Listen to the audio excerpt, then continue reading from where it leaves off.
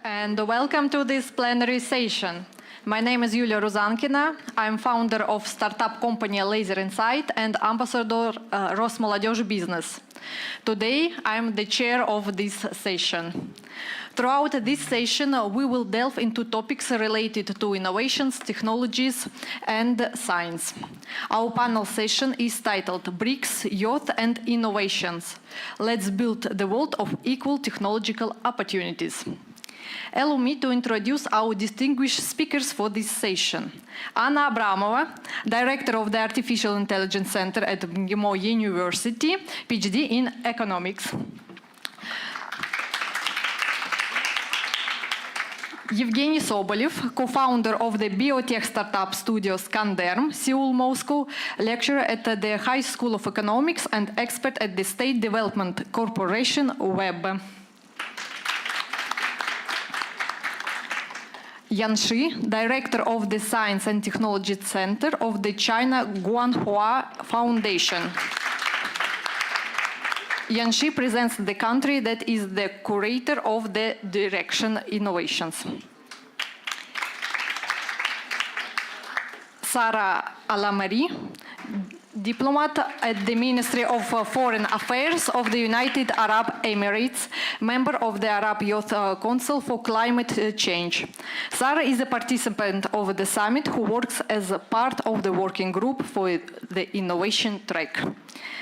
And at the end of our talk, a PhD student, Sajid Akbarpur, will join us during this session. The rapid advancement in science, innovation, and technology is undeniable, reshaping our world. Today, we explore the potential impact of these changes on people's lives and significance of youth ideas in this transformative process, and how collaboration among BRICS countries can support young leaders in this domain. We will hear insights today from our experts of various sides of youth entrepreneurship.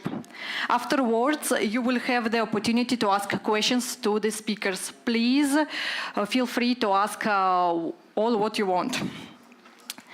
In the rapidly evolving landscape of artificial intelligence, the global regulation of this technology is becoming increasingly pressing. The United Nations is actively engaged in discussions regarding the necessity to establish international norms and standards for governing the use of artificial intelligence. Anna, how can startups adapt to global regulatory requirements in the artificial intelligence field to operate successfully in the international market? Thank you so much. Thank you very much for the invitation and for the possibility to share what we have done with the high-level advisory body on AI in United Nations. Because artificial intelligence is growing very fast. The startups is also very active in creating this technology, creating this environment, and we see that the period when we had the optional acts, some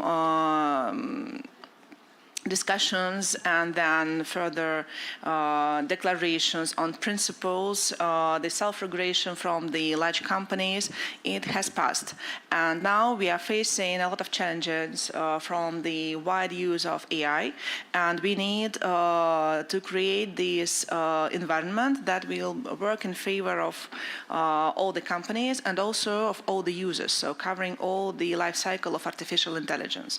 So I put briefly the latest events and decisions that took place from the 290, so the most significant ones. So you see that we are passing the way from the principles that are adopted by the G20, then the principles focused on ethics. So ethics became the ground for non-binding regulation creation. That was accepted, adopted by the majority of the countries, and also that is promoted, supported by the companies all around the world. And then we have now the period when we need to find the good way, the proper way to the kind of binding regulations, because from the global south there is a lot of request there's the request regarding the improving their positions in the growing global AI market. And also the startups from the global south, they are working very actively with the large northern companies. And they also suffer from the lack of regulations in data transfer, the regulations that could be achieved not only from the local authorities, but also at the global level. And this year, it has started. We have passed only like 7 months, but you see that a lot of initiatives are arriving on the north. In European Union, the Seoul statement regarding the AI safety, the 2 resolutions that were brought to the UN by United States, and also the Chinese resolution that are also covering the issues that are focused on the sustainable development, the equal access to the technologies. And of course, this is the challenges that our high-level advisory body was facing and also discussing. You see that if we are talking about the regulations, that is, and we take the G20 countries, you see that the real fragmentation in the coverage of with the initiative, it exists. Some initiatives are having like club structure. A few, for example, countries can join and not from the global south. So regarding the artificial intelligence ethics, the most remarkable step was done by UNESCO. It was done during the COVID, and it was the issue of ethical use of artificial intelligence through the whole life cycle of the technology. And the recommendation was signed in November, and I'm happy to also stress out that in Russia we accepted the ethical code of AI. It was in October, so a bit, even a month earlier than it was done at the global level, but we see that this track for the ethical use of artificial intelligence, it is one of the main when we are talking about non-binding regulations. And if you see at different parts of the world, you'll see that Global North, Global South, they're all working in this field and accepting national, local documents and declarations. And in Russia, we have more than 3,080 participants that has joined the National Code of Ethics. And of course, we have some startups there, but we do hope as the National Commission for AI Ethics Code implementation, that we will have more companies that are joining this national initiative. But regarding the global landscape, the issue, the previous summer in July, the Secretary General of UN, Antonio Guterres, he has raised the question that we need the international body to regulate artificial intelligence. There were a lot of discussions, and the high-level advisory body was established. Our main goal is to make the recommendations about the global governance and of AI, and also how this could be arranged from the institutional perspective. So what we see with all the engagements that we already had. So first we prepared the interim report. We have shared it, and we also introduced it in all the countries. Also in Russia, our center has translated it in Russian. So if you're interested in depth going into the main topics that I have put on the slide, of course, you can read it in Russian or in English. And now we are at the final stage of preparing the final report that will be officially published in September. But what we have done during this period from September to May, while we were preparing the final text, we have arranged with the support of UN office in New York, different engagements. And during these engagements, we also had sessions with the startups, with small and medium enterprises. And what do we see? That the issues that we have been talking about, like global governance, access to the data transfer, they are not the main concerns for the startups. So the startups, the small companies that are starting their life at the national markets, they are more focused on getting access to the financial resources, to get easier access to the all types of state support that could be provided to the high-tech business, and not many, but like 20% of them, they start thinking about the global presence. So it is good and bad at the same time. So when we are talking about global presence, okay, this is the discussion for more matured companies, for the SMEs, for the startups. The local content is dominating, but that is our experience from the engagement. So with regard to the national context in Russia, we now studying the new national project, data economy, and there is a lot of initiatives discussed how to involve better and better distributed in all the regions of the Russia, the innovative companies, youth, to support the young talents, to support their also international presence. And a few words about the code of ethics that I have already mentioned. So you see that we have participants, not only Russian, but also from foreign countries. We had yesterday the meeting of the Commission, and our technical staff announced us that we have 21 countries that have joined the National Russian Ethics Code. So I'm open to the questions. Thank you very much, and our contacts, we will be happy if you join our discussions and also share your views and understanding of how the future global governance in favor of innovative development could be shaped. Thank you so much.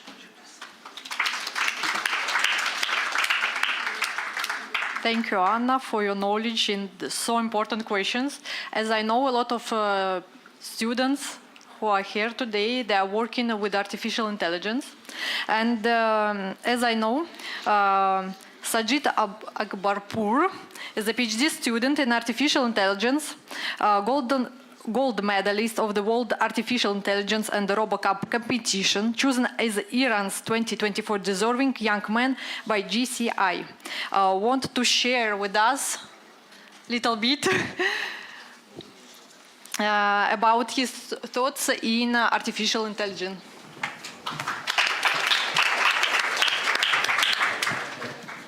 Thank you so much. Hello, everyone.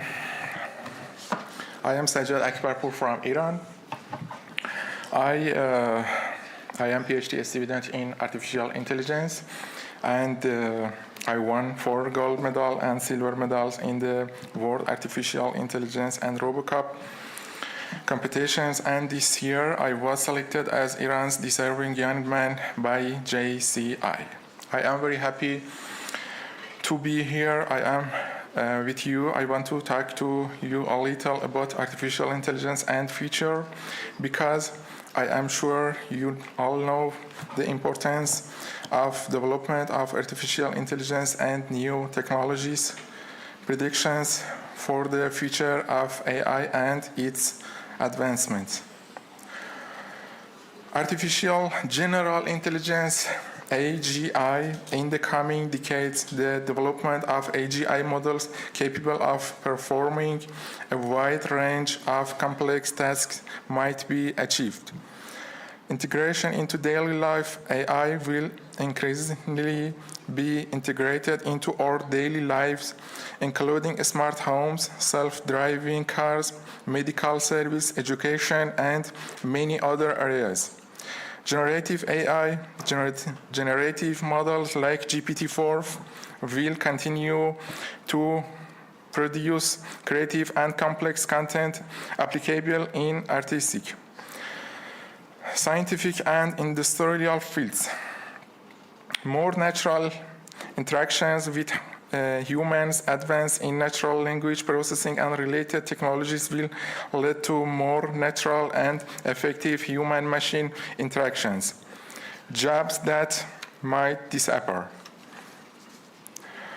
Repetitive and routine jobs. Jobs such as telephone operators, assembly line workers, and simple administrative roles involving data entry and repetitive processing are likely to be automated. Driving and transportation, taxi driver, truck drivers, and even pilot might be replaced by autonomous vehicle and aircraft. Customer service, many customer service tasks could be handled by chatbots and AI systems. Data analysis and accounting. Some tasks related to data analysis and accounting, which require advanced algorithms, could be automated by AI.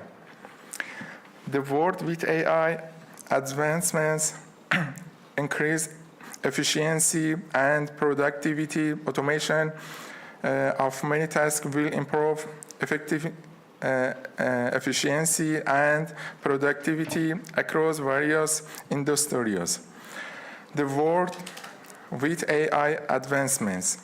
Development of smart cities. AI can help manage traffic, energy consumption, and safety in cities, leading to development of smart cities and improved quality of life for citizens.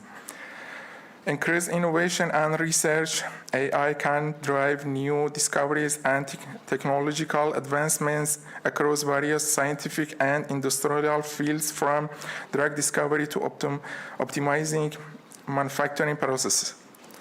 Improve communication and information access. AI can enhance communication and increase access to information globally through real-time and accurate translations, intelligent assistance, and improve search engines. Enhance personalization. AI can provide personalized experiences in various areas, from online advertising and shopping to education and entertainment. Security and defense. AI can play a crucial role in security and defense, from analyzing big data to developing autonomous systems for threat detection and response. Challenge and consideration. Job loss. With the advancement of AI, many jobs may disappear, necessitating and planning and policies for retraining and the workforce. Privacy and data security. Use of all requires careful management of privacy and data security with appropriate regulation and laws to protect personal information. Dependence of AI. Increased dependence of AI can also pose risk, including heightened to cyber attacks and political decline in human capabilities in creating areas. The impact of advancements on university majors. Change in AI. Increased focus on AI and related technologies. Development of new majors. Improved teaching methods. New skills required. Research and innovation. Collaboration with industry. Advancement in AI will bring scientific change to university majors.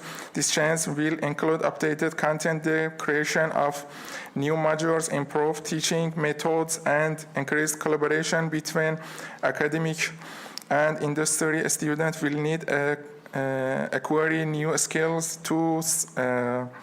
in this advanced and evolving world.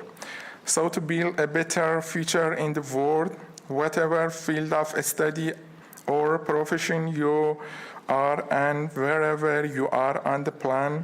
Learn artificial intelligence, learn artificial intelligence, and learn artificial intelligence. Thank you so much. Thank you. Thank you for your predictions for the future of artificial intelligence. So now we know how to use artificial intelligence in our startups, how to adapt it.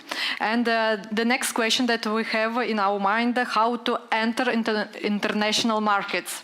Technology expert offers us new markets, attract new clients and investors, and form new partnerships with worldwide companies. So Evgeny will share now with us his insights. What strategies and tools can be employed to create an effective international technology export network, and what challenges and opportunities may arise along this path? Global challenges and global opportunities. Hello, ladies and gentlemen. How can I click like this? Okay. Not there yet. Previously, so I thought I will not need much preparation because on the World Youth Festival we organized the session about this topic. However, I completely changed the whole presentation. So that's me. A lot of things about me. I'm co-founder of biotech startup studio since 2015. We have around 11 technologies in AI. I will tell later about that.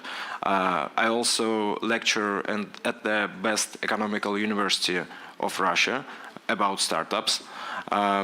Previously, I organized more than, I was not the head of the organization, but I helped to organize more than 40 events for young innovators and startups at 6 countries.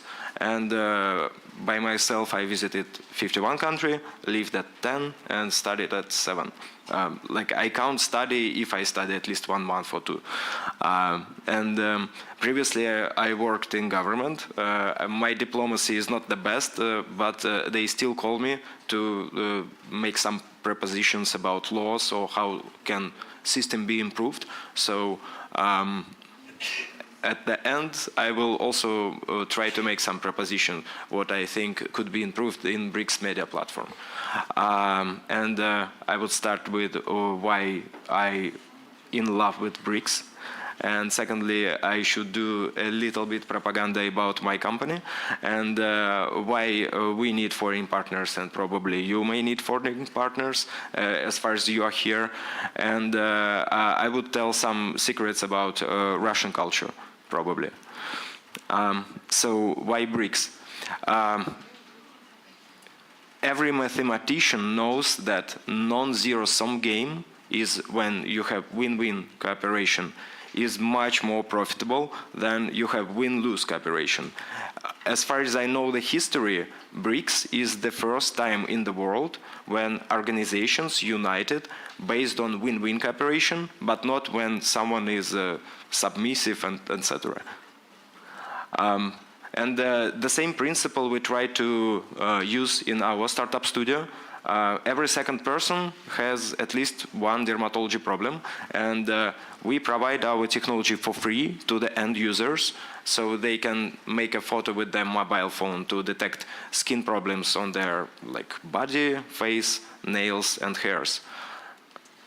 And our first global project was with the biggest British pharmaceutical company, and we implement this technology now in Moscow, and it can help to decrease healthcare costs for Moscow government annually for over than $300 million, but it's only 8 skin disease, and if we will extend the amount of skin disease which we detect, the annual shortage of healthcare cost will also increase. And that has a really strong social impact. For example, every third person who has psoriasis, they will lose opportunity to move their joints if they will not cure it on the early stage. And around 34% of women with psoriasis don't want to have kids. So our technology was used in 120 countries by 3 million users. We implemented in the biggest retail store in Russia, and we are going to implement it in 30 hospitals for police in Vietnam as well. Last year we got 17 awards in 7 countries. And everything happened because we have an amazing team. Previously, we made technologies from scratch for Stanford University, Huawei, Tesla, Yandex. And we have foreign partners and 40 doctors who mark up our software.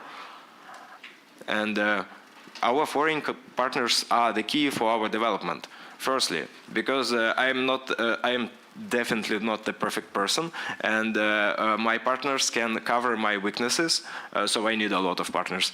And in startups, you face with the stress non-stop. Every day you think that you are either king or you will die a homeless person, and 5 times a day you have this like feeling. Bipolar. And according to statistics, there are some exceptions, but all successful companies have co-founders. And in our case, Asia-Pacific region has 46% of skincare market.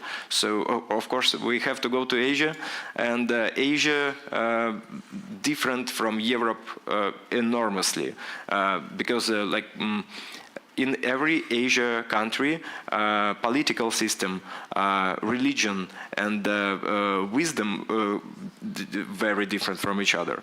And we are looking for how to how we can unite their culture definition, and usually it's about geography, language, and history, because in particular geography, particular culture works the best, and you don't know some secrets until you go there. But the same culture may not work in another region. Of course, every person is unique. You can Google culture dimensions test, and they will tell you who you are. So, like I'm, according to this test, Vietnamese. I hope you like Vietnamese guys. So there are other approaches how you can evaluate the culture, and this is one of the most simple,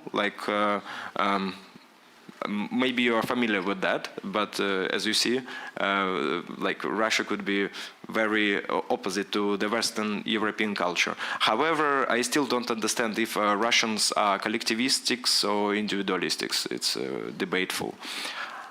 And there are some also debateful secrets about Russian culture. That's not me who created that, but I know the scientists who was working on these cultural definitions.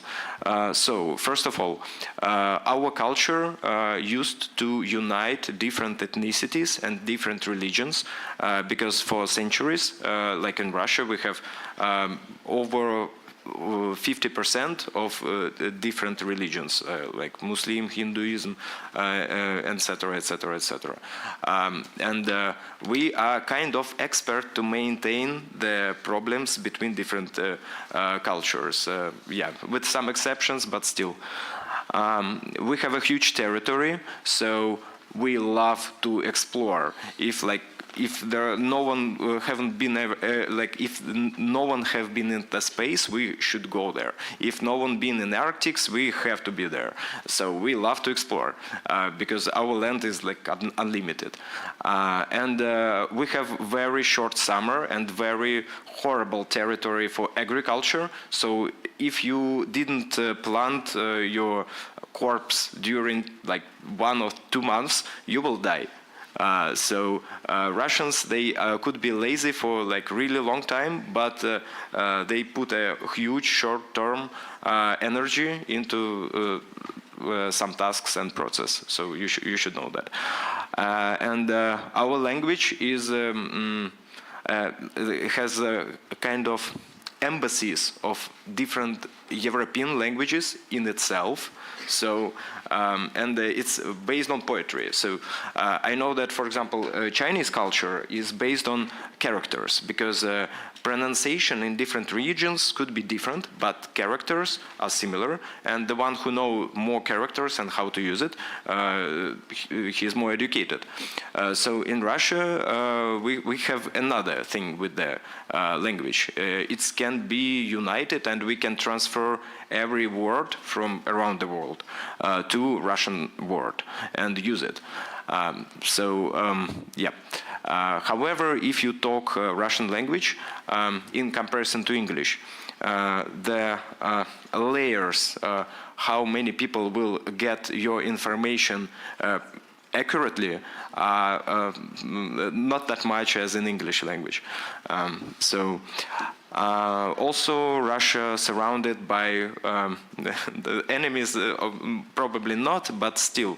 During the history, I heard that around 70% of time, Russia was in kind of conflicts with like around the borders. So from the western side, we have European civilization, which usually more technology advanced. And from south, we have like Central Asia, who are like or like Mongols, who has more population, and they're very how to say, like they're very active. And in Russia we have a big territory and small population, so crazy is a compliment in Russia. So we have a hero cult, and we don't value human life because we love to sacrifice, especially for the needs of government sometimes.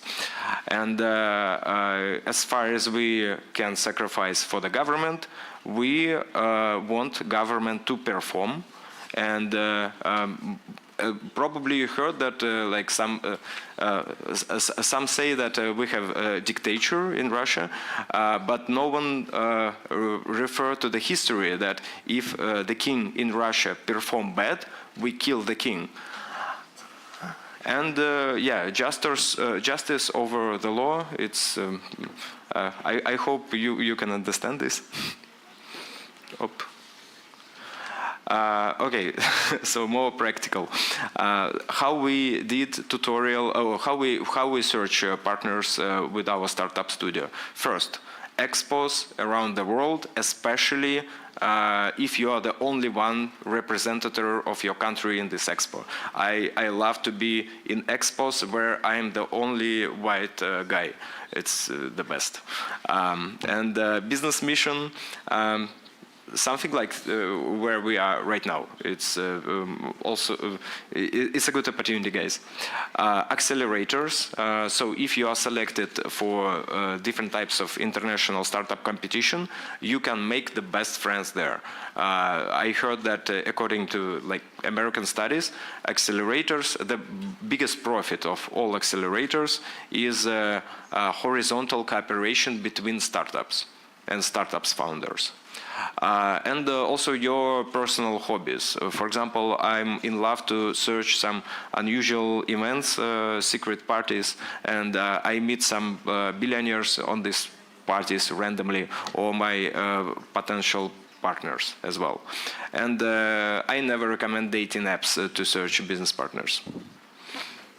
And what are criteria to detect if your partner is suitable? From my humble opinion. Firstly, if your potential foreign partner willing to study very boring things, because if you do innovations, you have to do a lot of boring stuff as well on a daily basis. It's not only exciting performance from the stage in traditional costume. Also, if your partner can work on the weekends, that's a good signal. And you can give your partner small tasks to test how is it comfortable for both of you to work together, and look closely how they react on the stress, because that would be 90% of your working time together. And goals and missions are very important because if you have different directions, and I also obsessed with personality types. Last 8 years, it's helped me a lot to build fruitful teams, and my friends ask me about consultations about that. At the end of my presentation, our offer for the BRICS media platform, I want to offer two things. First, we built international university cooperation. So here is at the top #1 university in Russia about healthcare, second is the biggest R&D center of dermatology in Europe, and altogether we make educational program about innovations in dermatology and cosmetology. We are looking forward to work with foreign universities about that, to share experience, to provide our technology, and to create new technologies altogether to cover the foreign markets. Because right now we are working only with Indonesian university. And second, corporations cooperation. So we have access to the biggest retailer in Russia, and if anyone in BRICS would like to present their startups to the biggest retailer of Russia, we can maintain this and help with the technology transfer. So just, I think we can start at least with university and companies, potential cooperation. And my personal request, as far as I'm here, we are raising money for the most high-tech wellness and beauty center in Bali, in Nuanu. It's 44 hectares of city of future. We raise 40% of our investments already, so we need 60% more. And that would be not just the most high-tech wellness center, as well as labs for startups and pilot testing, to scale technology to ASEAN and the MENA region. That's it. Yesterday during the excursion, I saw my personality type. Usually my personality type is a crazy scientist like Einstein, Tesla, or Mendeleev. But this is the only one commander in Russia, my personality type. So I saw this on the building in Ulyanovsk, and I just wanted to finish my presentation with this. You can find me in WeChat, Telegram, or LinkedIn. Yeah, thank you for attention.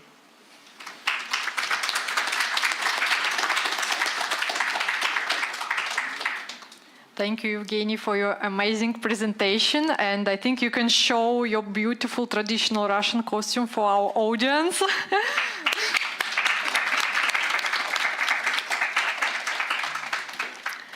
Sarah, as far as I know, you're also involved in innovative development. So what do you think? How does technological development impact the social and economic aspects of people's life? Wonderful. Thank you, Yulia. Allow me to answer your question by a fascinating information I just came across last month. Did you know that if a regular person took his whole life in reading from birth to death, he would read only 8 billion words? However, the latest version of one of the AI platforms could read 8 trillion words in only 1 month. How fascinating is that? So I think this would lead us to a conclusion that AI could be our friend instead of being our enemy. A lot of people are terrified of the concept of AI, that it will take over our jobs. However, the way I see it is that we can take leverage of that and make it work for us instead of working instead of us. And this is regarding your question. However, if I can ask your permission to go to the podium, I have few remarks prepared, And during these remarks, I will be sharing the outcomes of our passage in the declaration regarding the innovation passage. Thank you.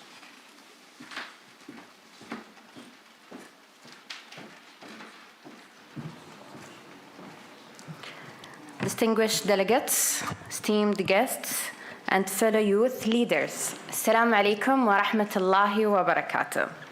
It is such a thrill to be here as part of the UAE youth delegation at BRICS Youth Summit 2024. We've had an amazing few days working together, and I'm amped to talk about the declaration passage we've crafted around science, technology, and innovation. But first, Russia.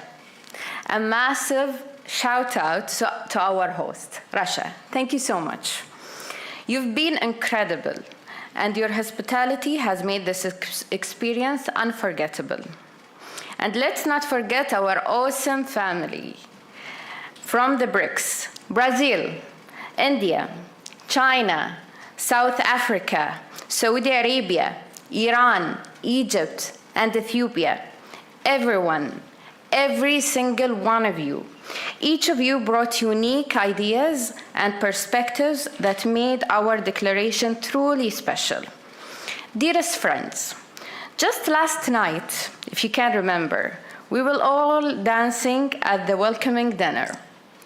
There, we were trying out our samba, bhangra, ayala, the Emirati traditional dance, and some freestyle moves. Definitely some future leaders in the making. And today, here we are, working together to make real change in the world. It is incredible and fascinating how quickly we can shift from fun to focus. And it shows how amazing spirit of our generation. I'm especially proud of the work we did on the declaration passage about science, technology, and innovation. Being part of the group that tailored this passage was an incredible experience. We tackled initiatives related to digital platforms, the use of AI programs, sustainable environmental development, and fostering science parks. These initiatives are designed to promote collaboration and drive our collaborative efforts forward in these critical areas. The UAE, however, is super proud of what we've accomplished in space exploration, scientific research, and sustainability. From our Mars mission to our cutting-edge renewable energy projects, we're committed to pushing the boundaries of what's possible. And we're not only doing that for us, but we're all about contributing in global development and making a difference worldwide. As we wrap up this summit, my dearest friends, let's keep this energy going. We've shown that we come here together and we can achieve incredible things. So here's to more collaboration, more innovation, and a brighter and more sustainable future for all of us. Thank you, BRICS family. Let's keep inspiring each other and leading the way to a better world. Shukran and spasiba.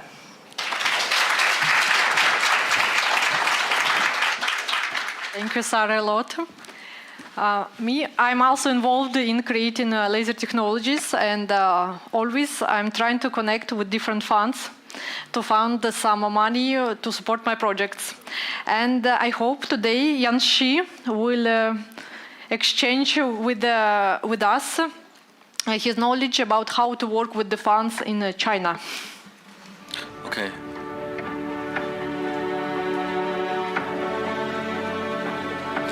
But it's a pity that the video is in Chinese. But after the video, I will make some brief 陆雪纯 translation. 是学校里出了名的优等生，但每次谈起理想，陆雪纯却有些犹豫和迷茫。第一次上完人工智能课后，陆雪纯的眼里就好像突然有了光。屏幕上精确到100分位的参数，赛道上灵活驰骋的小车，都让他感到非常兴奋。比赛结束的那天，陆雪纯在本子上坚定地写下了自己的目标。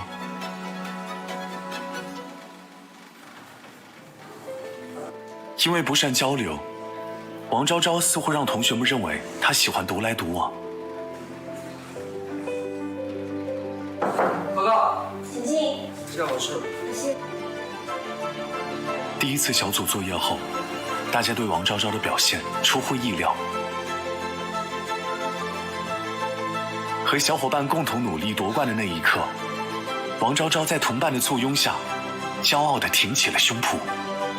分享和合作的感觉真棒。看着电脑前热烈讨论的孩子们，赵新强感慨万千。回想过去，他每周带着孩子们步行往返10公里去校外上科技课。眼前的一切，是他期待了无数次的画面。一路辛苦，但赵新强觉得孩子们离梦想更近了，一切都很值得。每个孩子都值得拥有一次触碰未来与梦想，获得成就和认可的机会。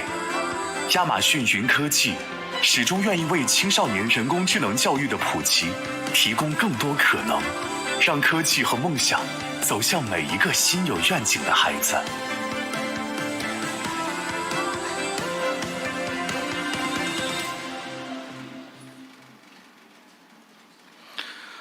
Okay. Thank you, everyone. And I'm Yan from China Guanghua Science and Technology Foundation. It's a very I feel glad to have this opportunity to exchange with you and to learn the knowledge and the experience from you.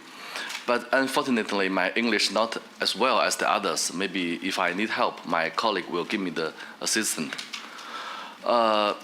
Just now we saw the video that is a charity program we implemented. In China the level of scientific education is not balanced in Western and the Eastern country.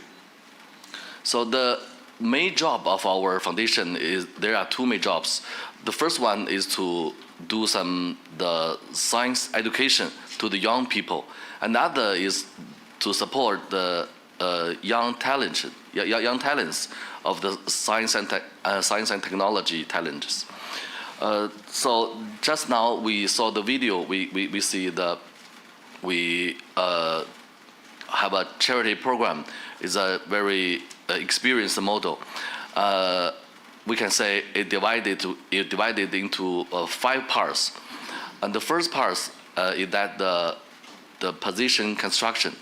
That does not mean we do some infrastructure. Just we select the school, a senior high school. The student in the school will be higher than the 300, and we will sure that they have the ability to learn how to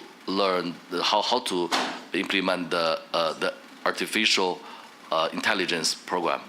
So we use the Amazon core technology to teach the student how to use the driverless car to run.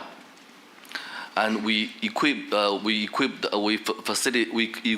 some facilities in the position, such as computers and televisions and some driverless cars. The second part is that we will provide some training to teach the students and the teachers how to use the procedure, how to drive the driverless car to run. And the third part is that we will organize the competition whenever in the Western and the Eastern country, invite them into the big city in China, such as in Beijing or Shanghai, to have the competition. And after competition, we will have a study tour and let them go to some big company to learn what the technology is now in the nowadays.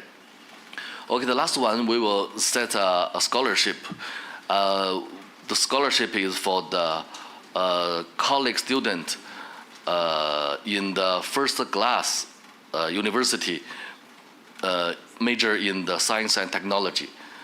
Maybe one student, we will provide $1,000 scholarship to them to let them continue and finish the study in the university. If that is the charity program. So the other example is that China's innovative development can now separate it from the world, and the progress of the global science and technology increasingly depends China. So just now, the last example is basically focused on the youth, for the students, for the young people, and another one is almost for the science and technology talents. The Chinese government actively implements the global development initiative proposed by the President Xi Jinping, actively integrated into the global development network, and has always firmly implemented an international science and technology cooperation strategy of openness, inclusiveness, and mutual benefits and sharing. And China strongly supports deepening protocol cooperation in the field of science and technology among the BRICS countries, and launched the construction of the BRICS New Era Science and Technology Innovation Incubation Park in 2023, last year on November. The park is aiming to promote exchange and cooperation in science and technology innovation and industry incubation between China and the BRICS countries and other emerging economics and developing countries. So the BRICS Science and Technology Innovation Incubation Park aims to incubate the new era and technology enterprise as its main goal, establish a network of cooperation between BRICS University and Science Park, and build a platform for talent cultivation, financial support, technology transaction, and intellectual property operation. All of that is to establish a comprehensive food chain innovation incubation system. But at the same time, the BRICS Science and Technology Innovation Incubation Park will optimize the innovation and entrepreneurship ecology of BRICS countries, build a cloud incubation platform. That means not including the offline, also including the online platform.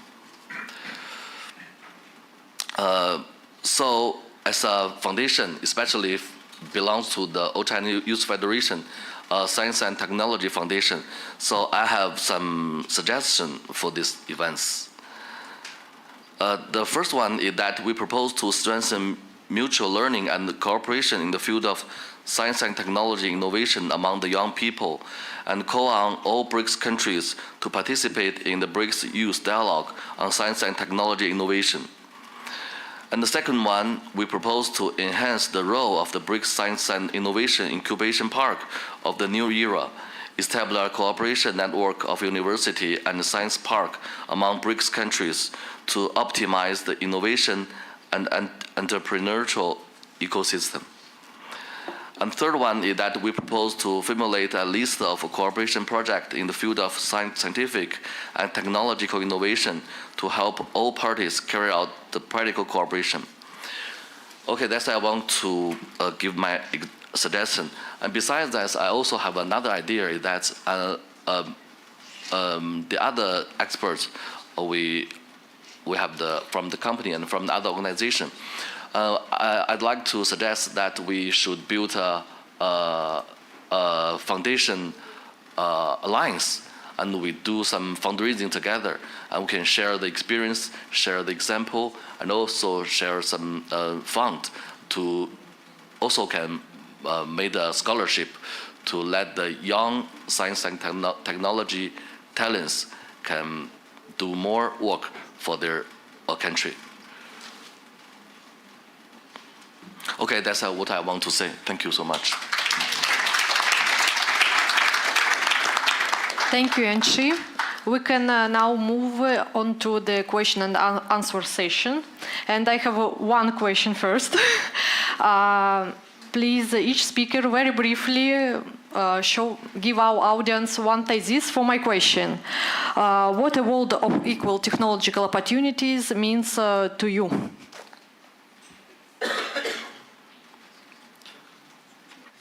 Equal access to the technology itself and equal opportunities to create new technologies.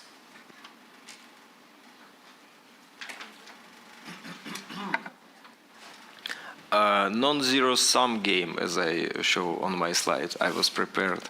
Yeah.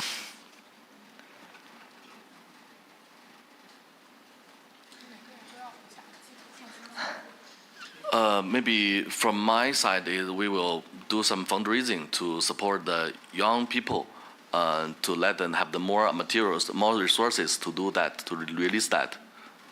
Yes.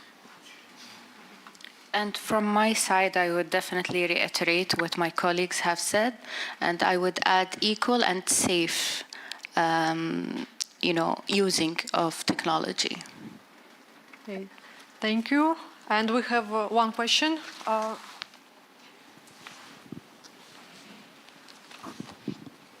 Hello, everyone. Good morning. My name is Henrique Domingues. I'm from Brazil. And I would like to hear some comments. I don't know exactly from which one of you, but actually we have this AI technology right now being developed either by the West, either by the global South, let's say like that. We know that the ChatGPT, for example, when you ask such a more polemic questions, they can give us answer that will build their opinion and that will direct us to think as they want us to think. And we have, for example, a Chinese version of ChatGPT that is now under sanctions in the Western countries because it's giving more right answer to such a questions, I'd like to say. So what are your point of view in these double standards from the Western when they keep saying that they support democracy, that they support free speech, but when we are, be freeing speeching ourselves, they put us under sanctions. How could we overthrow these threats from the Western countries, even when we are talking about technology?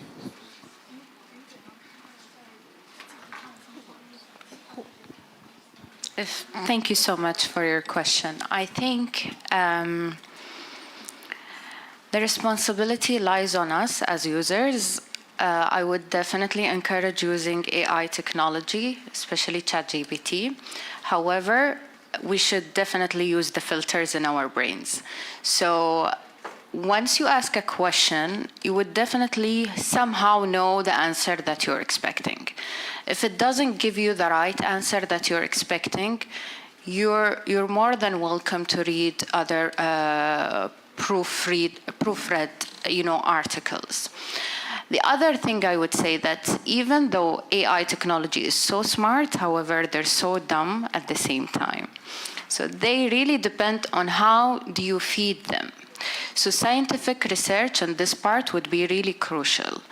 I would say it's definitely very crucial for the Global South to innovate in terms of AI technology. However, it's really important as well to develop in the feeding and scientific research. So whatever you put in these AI platforms, it will give you. So I think it's about not only the platform, however, it's about the input of the platforms, and when you get the output, how would you as a user filter these information?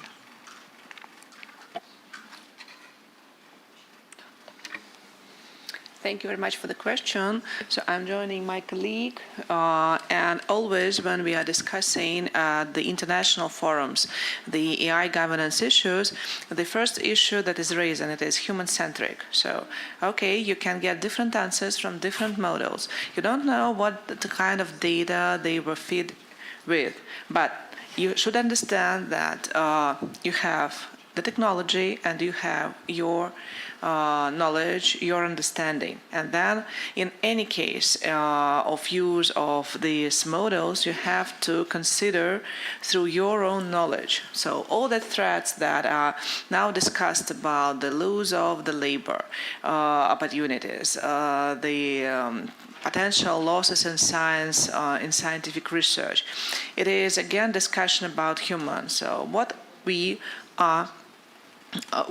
as a humans can afford the technology, to what level we can afford ourselves to use these applications. Because this is not the first cycle when we see these technological running. So for the centuries it was ran for the previous kind of technologies. So, and this technological revolution is just, we are lucky that we have this technological revolution at this period of time when we can use the previous experience. But all the previous experience shows us that, okay, any technology, it is about humans. So thank you.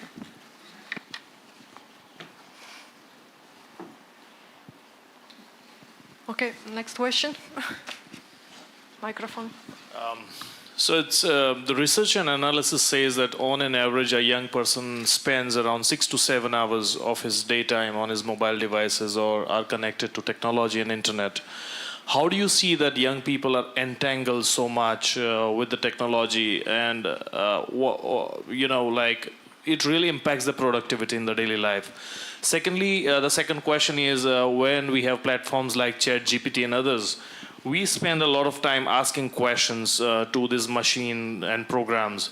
How do you think, how dangerous it is that they start to understand the human brain, what this person will behave, what is the thinking pattern, and do you think how scary is the future when the machines know more about each one of us? I would love to hear from you all. Anyone who can respond. Thank you.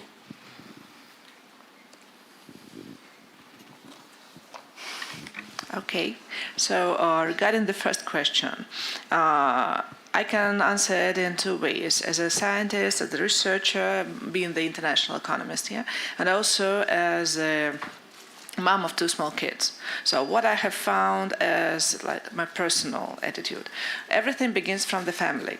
So what traditions, so it is not my opinion, just like only private experience. It is also grounded on the research that I have read from the cognitive research, psychology, neuropsychology. What do they say? That we have come to the period where we have to preserve our traditions that we had for the previous centuries, and we have to take care of them and bring them to this life. So if your kids see you with the book, if they see that you have some other kind of interests that are developing you not only in the field of digital, they will take this as their own culture also. And through the first steps of the kids, like till 7 or 10, you develop these traditions, like your family traditions. And if they see that you as a grown-up spend all your time in their mobile phones, that all the fun that you get in your life, you get only from the digital infrastructure, they will take this culture. So it's again about the human-centric. Because I was really worried about that, and I see that in those families that are just thinking about that are thinking about how much time do they kids spend with cartoons, games, and so on, then when they are regulating that, this works out. So it's again about humans. So what do you want to see in 10 years in your own family, then again in the local society and than at the national level, for example. For the national level, again, it's again about the strategic policies. So what do you propose to the youth? You propose only like digital kind of development, or you propose any other kind of creative development in the broadest understanding? Your second question was the future of artificial intelligence. So I was privileged to have in the last year in this high-level advisory body chance to meet people from different fields, and also those who are working at the technological side. So, and what do they say? That our fear about the strong AI are too much overestimated, I would say, that it is just technology. So this is human that develops it. Okay, they get information. Then there's a big question. What kind of information do they get? What kind of data do they use? So, and it's again about the control. So what do you give to this technology? Okay, how do they analyze this information? Yeah? So it's again about us. So it is obvious that artificial intelligence will be like in 10 years in all spheres of our life. And we will get used to it like we got used to the internet.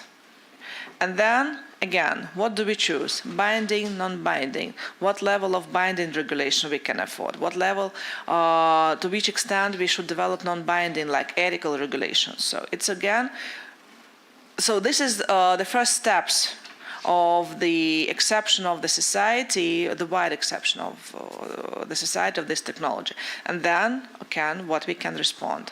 So, okay, of course, artificial intelligence can use a lot of information, but how it is structured, what kind of information they're using. So that's my answer. Thank you. Can I just add a few points before the second question? I would definitely echo what you have just said. The fear of technology and AI is overestimated, and it somehow leads me to a conclusion that the humans are the enemies of the unknown. So because the picture is not complete about AI technology, we're afraid of what's it's bringing to us. And it actually reminds me of the satellites when it first introduced to the Emirati families. I think it was back in the 80s.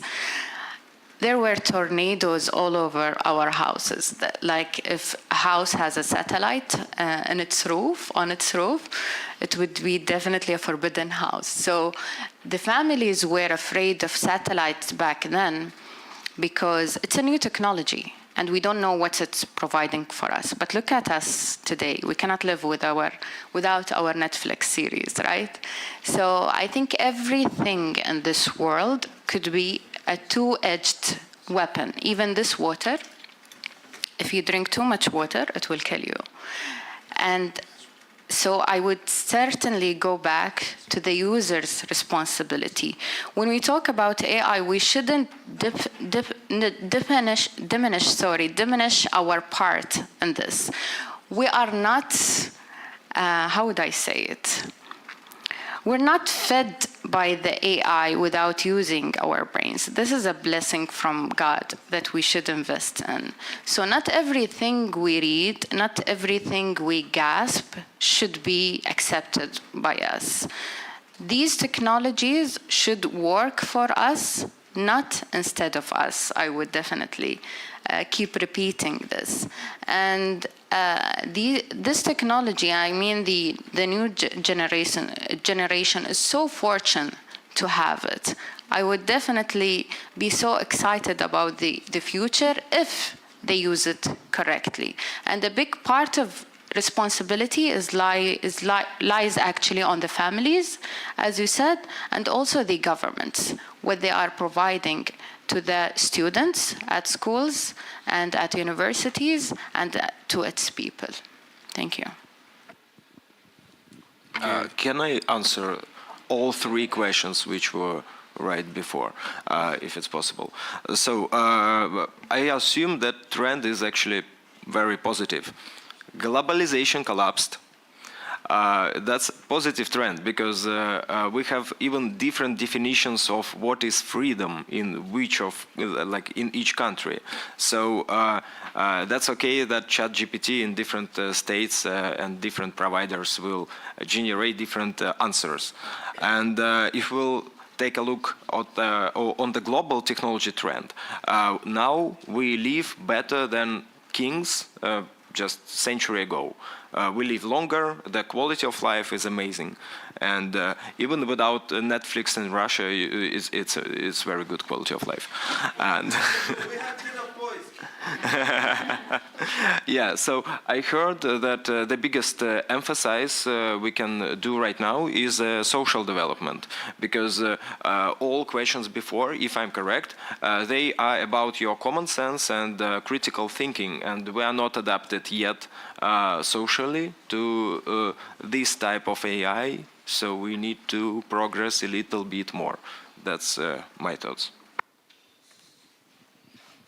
Okay, firstly, thank you all for the discussion and for the real-life examples that were from Russia and China about the implementation of AI.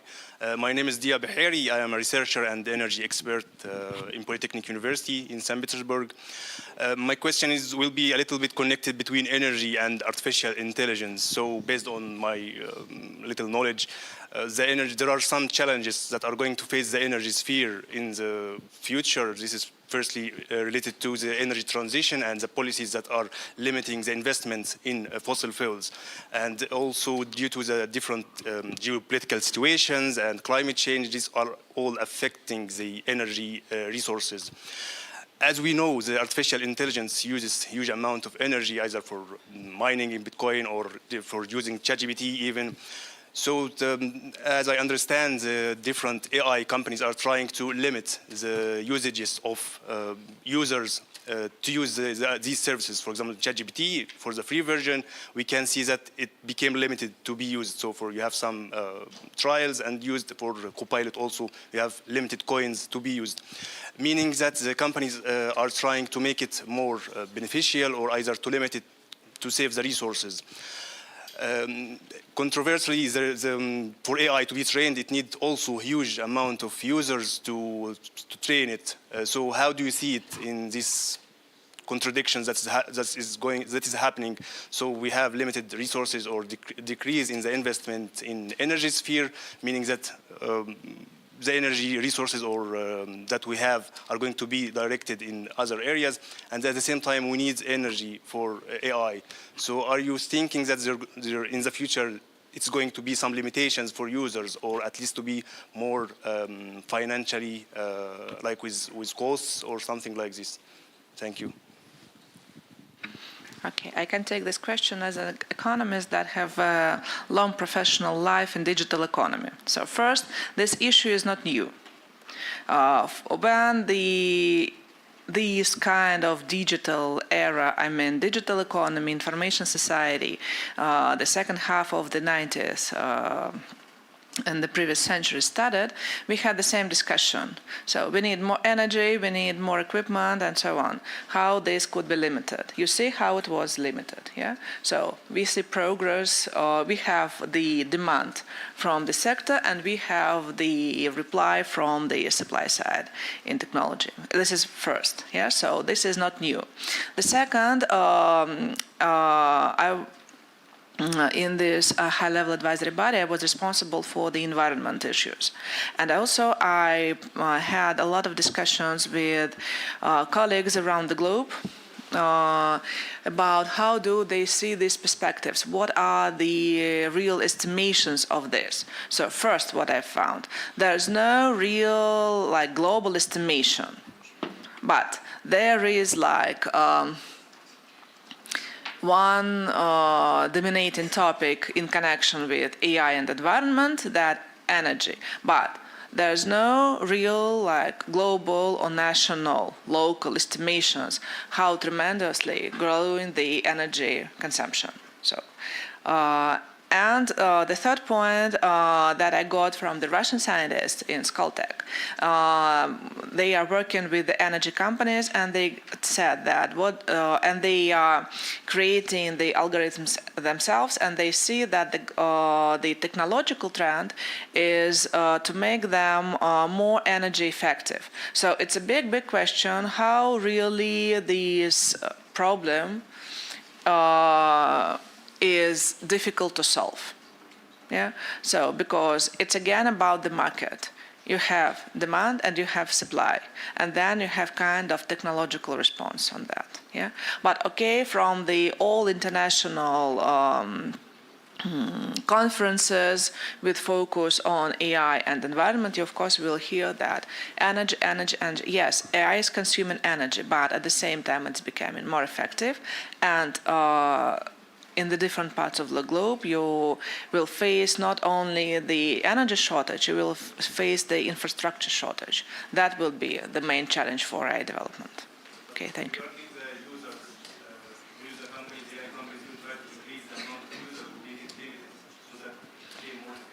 I don't think so that they will do that because it is against the logic of the market. They will work with the models. They will take their margin. But if you are cutting the users, you are working against market, so it's just useless. It's my understanding. The last question.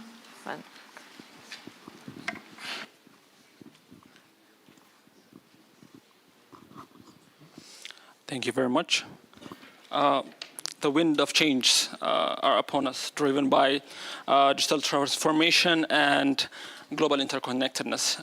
Yet we may acknowledge a painful truth that many of our talented youth, through not their faults of their own, remain marginalized in this technological evolution. So access to advanced technology and the skills to navigate, it's not universally available to them. So the digital divide ceases to be just a concern. It becomes a barrier that cites potential and hinders our program as a nation of the BRIC members. So in regards to the question we have, the first is, it was mentioned that there is an incubation center in regards to BRICS. So how inclusive are they in regards to utilizing the potentials of the talented youth around the BRICS members? The first question is that. And the second is, I believe the major area in terms of innovation and the equal technological opportunities is in regards to promoting entrepreneurship and also promoting the sense of synergy among member states. So I believe as a concept, we need to promote areas of different exchange programs for youths to participate on technological transfers and promoting digital knowledge, not only for those that are centered in the urban areas. How do you plan to access those that are situated in the rural areas? Because there is lack of access of knowledge or information. So how, and as you are well informed, that most of the population of the youth is centered not in the urban areas, but rather than to the rural areas. So with that regards, how can we promote, if we're promoting equal technological opportunities, we need to take into consideration the rural areas as well. So what's your consideration in terms of connecting the rural areas? And third and foremost, I believe the major concept that we wish to raise is in regards to, there is the concept of African Continental Free Trade Area. So with that being said, other than trading materials or different products, we need to use, or how can we use that area to utilize the concept of technological transfers and technological knowledge as well? Thank you very much. I want to take this question because like my presentation about our technology, which can detect skin disease through mobile phone camera, is exactly about that. So we go to Indonesia in partnership with the main Bali University in order to mark up photos of Indonesian skin because we don't have this database, and we are willing to provide knowledge about how we do it, and we have to exchange our knowledge with the medical scientists of Indonesia. We would be really glad if anyone from Africa or Arab countries or anything like that will participate with us in this exchange. So because we can split the revenue, our technology give additional margin to like to marketplaces, to hospitals. We can help to choose perfect match for treatment, and that's increase sales at the end, and that's help people. So let's talk about that later. I would be glad to discuss. Thank you. So I can answer the second question is that the unbalance of the unbalanced development of the science education in the Western and the Eastern China exists. But as a NGO, as a foundation, we will do some social advocacy and do some fundraising and to provide the more materials of the science education.